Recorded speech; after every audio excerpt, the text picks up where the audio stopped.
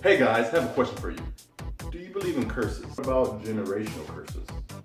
Well, that's what we're going to cover in today's video, how to vanquish generational curses. But before we get into that, if you guys have never been to this channel, what I love to do is just inspire the world mentally, physically, spiritually, financially, and socially, because I truly believe that we all had a holistic balance of each one of those areas on earth. We would eliminate hunger, famine, slavery, war, and have more health and wealth together and live as one human unit in world peace on this planet. Alright, so let's jump into it. Planet Green Zen, inspiring the everyday person to break free from the mundane and take action. Now you guys may remember the myth or the theory about Bruce Lee and his family and how there has been a generational curse placed on his family. But before we even get into that, if you guys don't know what a generational curse is typically something that gets repeated time after time over generations throughout a family. So let's say if your family is maybe poor, typically that means that poverty will pass on through your family as far as if it's a generational curse. So that means if your great-grandparents were poor, it means your grandparents are poor, your parents are poor, then you're going to be poor, and your kids are going to be poor, their kids are going to be poor, and so on and so on and so on. So that's pretty much what a generational curse is. Something that gets repeated through history that's not good because it's called a curse. I don't know any curses that's good to you. Well, I could probably think of a few. Let's see, there is, no, just stop there. Anyway, so again, that's what a generational curse is, generally speaking. So now that you guys understand that, if you don't recall the story with Bruce Lee, he was unfortunately killed or died somehow. There's still so many things going on with that. And then his son Brandon Lee got killed on set, making his movie, which is very sad. And that's what and they said even before that, his family member had this curse put on them. So that's what a generational curse is, something that passes down to generation to generation, and you can't seem to actually break out of that cycle. And many people have broken out of their generational curses. So there is good news. If you feel that you are in a generational curse, you can break out of it because many have done so. So, yay! So, if you feel you're in a generational curse and that you cannot be broken, there is good news. Only thing you have to do is very simple. You do have to develop the habits of a successful person in case, let's say you have the generational curse where many people suffer from as far as being in poverty or something like that. If you take those habits that you're currently doing that were kind of passed down to you, that's in your paradigm, your subconscious mind, if you just develop the habits needed in order to be successful and break out of that, you generally will be able to get out of that curse. Thousands, if not millions, have done so it's definitely possible for you.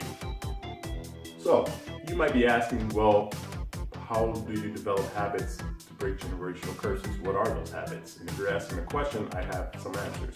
Some of those answers could be literally what I talk about in every video. So go ahead, if you haven't seen those, stop this video, go back and watch all 200 videos that I have on here, and then you will understand those habits because it's being repeated over and over and over again. And those habits are reading more, educational and inspirational books to help flourish your mind and get it to where it needs to be. Some other habits could be surrounding yourself around positive people. Again, changing your mindset, turning your car into a mobile university instead of listening to mindless music, listen to education, and all those habits together over time will be able to get you out of that gravitational pull that's like someone's holding you down. You're trying to go up like this and you're being pulled back down to the abyss, but you break free and continue to soar like a rocket ship. But again, those are just general things that you can do to actually break your generational habits and curses. So let's go ahead and do it, and I challenge you to that. So, are you going to go ahead and break out of those habits or no? And did it just get brighter in here or is that just me? Oh well, let's continue to keep going. So again guys, what I would like for you to do is maybe write down a possible generational curse that you have on the left side of the paper, and then write down the opposite of that as far as what is that you would like, that when you think about it makes you feel happy, you get butterflies in your stomach, like when you took your first girlfriend out on a date or boyfriend. So for example, let's say if your generational curse is everyone in your family is obese or overweight, then on the other side, write, healthy and fit.